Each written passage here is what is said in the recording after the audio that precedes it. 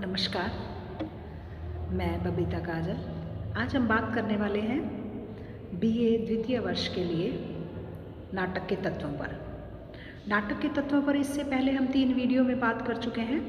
यह नाटक के तत्वों पर चौथा वीडियो है। इससे पहले हम कथानक पर, कथोपकथन अर्थात संवाद पर बात कर चुके हैं। आज हम बात करने वाले हैं नाटक के एक और महत्वपूर्ण तत्व पात्र अथवा चरित्र चित्रण पर। पात्रों की संख्या कितनी हो, पात्र किस प्रकार से कथा को आगे बढ़ाएं, उनका चरित्र किस प्रकार से उद्घाटित हो, यह एक बहुत ही महत्वपूर्ण तथ्य है जिसके माध्यम से नाटककार जो है नाटक में अपनी बात को कहता है। तो इसी तरह से नाटक और एकांकी के जब हम पात्र योजना पर बात करते हैं तो कथानक को मूर्त रूप देने के लिए जो नाटककार है वो पात्रों की सृष्टि करता है और इसी के माध्यम से, पात्रों के माध्यम से ही अपनी बात को कहता है।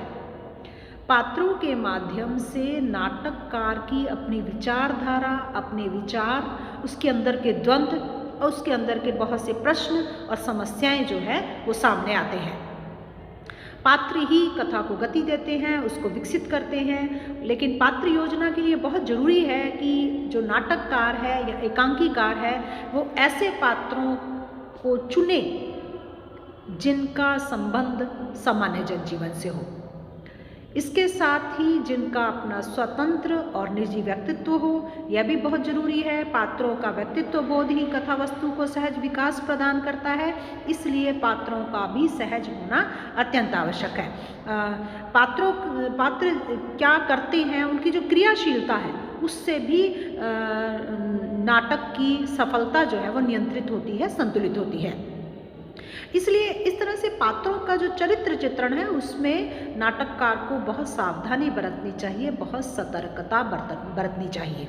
और इसलिए इसके लिए वो क्या करे, पात्रों की संख्या सीमित ही होनी चाहिए, बहुत अधिक नहीं होनी चाहिए, बहुत कम नहीं होनी चाहिए।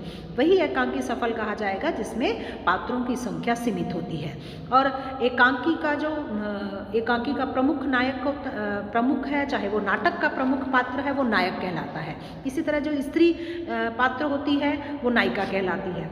नायक अथवा नायिका एक भी हो सकते हैं और दोनों भी हो सकते हैं।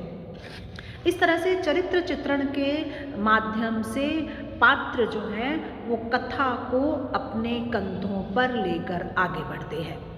नाटक की कथा वस्तु के अनुसार जो नाटककार है वो पात्रों का चयन करता है। पौराणिक कथा है तो पौराणिक पात्र होंगे, ऐतिहासिक कथा है तो ऐतिहासिक पात्र होंगे। जैसे हम हस्तिनापुर नाटक में देखते हैं, यद्यपि नाटक की कथा जो है वो महाभारत पर आधारित है, लेकिन महाभारत के पात्रों को नाटककार ने पुनर्परिभाषित करने का वहाँ पर प्रयास किया है। जैसे भीष्म पितामह का जो रूप हम पारंपरिक रूप से महाभारत की पौराणिक कथा में देखते हैं, वैसा रूप पर उस पर कुछ प्रश्न चिन्ह लगे हुए हमें हस्तिनापुर नाटक में दिखाई देते हैं। इसी तरह से कुंती जो है वो भी एक खामोश पात्र दिखाई देती है। लेकिन जब हम बात करते हैं शुभा की, शुभा एक नया ही पात्र की रचना कर दी है उसमें नाटककार ने एक शुभा नामक जो पात्र हस्तिनापुर में जिसकी रचना की है वो हमें महाभारत की जो कथा है, मूल कथा है, उसमें नहीं मिलता है।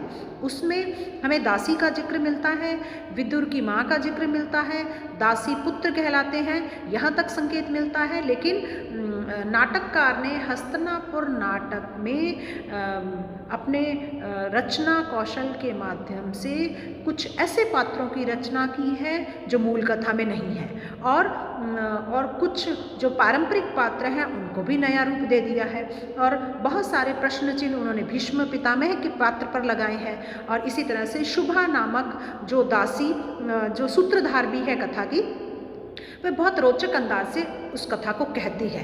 तो नाटककार जो है वो उसके रचना कौशल, सृजन कौशल पर निर्भर करता है कि वो कैसे कथा को बुनता है और बुनी हुई कथा को कैसे पात्रों के माध्यम से सजीव करता है। हमेशा कोई पुरानी कथा लेकर भी नाटककार एक नवीन दृष्टिकोण से उसको लिखता है, नवीन तरीके से परिभाषित करता है, नई सृजनात्मक तरीके से उसमें अपनी मौलिकता डालकर उसको एक नया रूप दे देता है। तो इस तरह से नाटककार जो है वो इसके जब चाहे अपने नए दृष्टिकोण के माध्यम से जब चाहे किसी छोटे पात्र को नायक में बदल सकता है और किसी बहुत ही नायक समान माने गए पात्र को भी वो गौण पात्र के रूप में चित्रित कर सकता है। तो ये पूरी बागडोर जो है वो नाटककार के हाथ में रहती है। इस तरह से पूरी कड़ी बनती है, कड़ी से कड़ी मिलती है तो जंजीर बनती है, और संवाद, पात्र, कथानक, ये सारी चीज़ें मिलकर ही एक नाटक को सफल नाटक बनाती हैं। संवादों के माध्यम से पात्रों का चरित्र चित्रण सामने आता है। तो पात्र सृजन, पात्रों का निर्माण और पात्रों का चरित्र चित्रण, यह अपने आप में किसी भी नाटक के लिए, किसी भी एकांकी के लिए एक बहुत ही महत्वपूर्ण तत्व साबित होता है। आज के लिए इतना ही। नाटक के तत्वों पर बात करते हुए अगले वीडियो में कुछ और तत्वों पर बात करेंगे। धन्यवाद।